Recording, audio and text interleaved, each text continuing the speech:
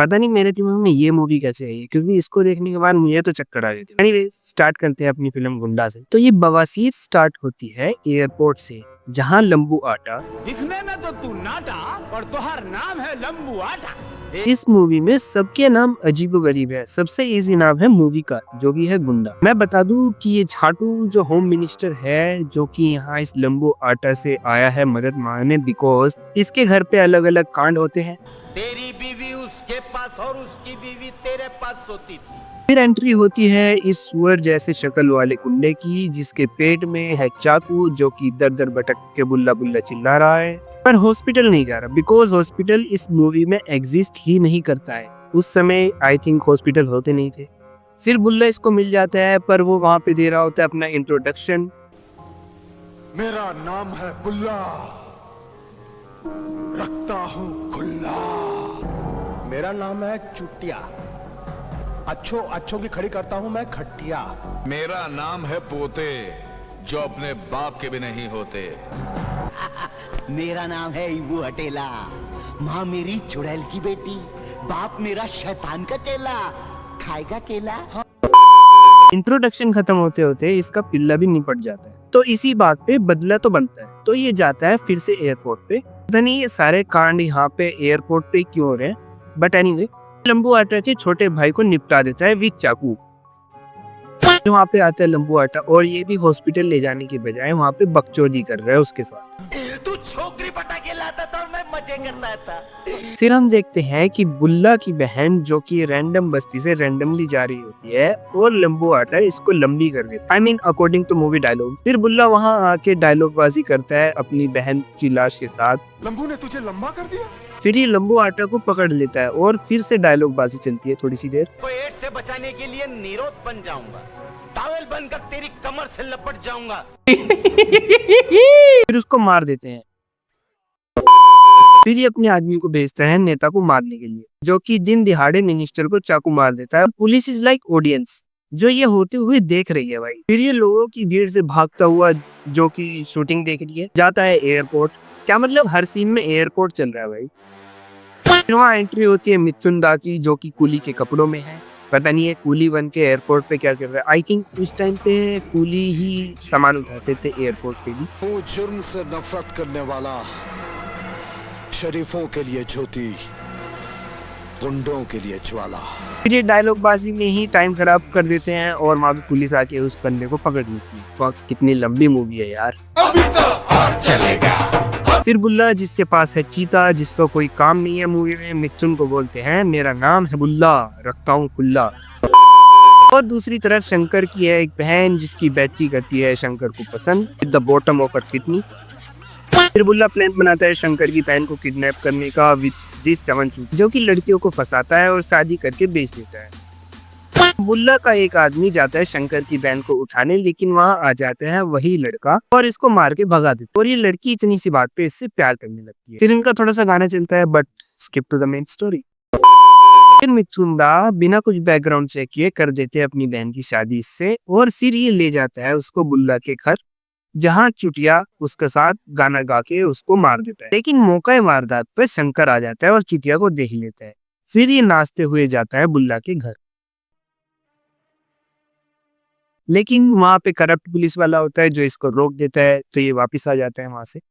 का बाप जो होता है वो थोड़ा खुददार होता है, तो ये दरोगा को कुछ बोल रहा होता है।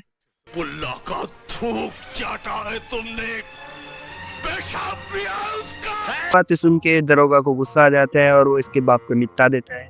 फिर शंकर जो होता है वो अपने बाप की लाश उठा के बुल्ला के घर जाता है। मतलब जाना तो उसे हॉस्पिटल चाहिए था, लेकिन हॉस्पिटल इस मूवी में एग्जिस्ट नहीं करता है, तो ये बुल्ला के घर जाता है। और मिथुन कहता है मुझे आता है 2 का टेबल, और इवन डेज में तुम सबके लगाऊंगा मौत का लेबल। अगर मार के जेल जाना पड़ा 14 साल मंजूर है। लेकिन वापस आते हुए इसको मिल जाती है एक बच्ची कचरे के ढेर में, और ये इसको घर ले आता है, लेकिन इसके दिल फेफड़ों में जल रही है बदले की आग। फिर ये जाता है रेड लाइट एरिया में उस लड़के को निपटाने, और वहां से एड्रेस लेता है इबू हटेला का, जो कि कर रहा होता है मौज मस्ती। वहां जाता है शंकर, और वहां भी इबू हटेला।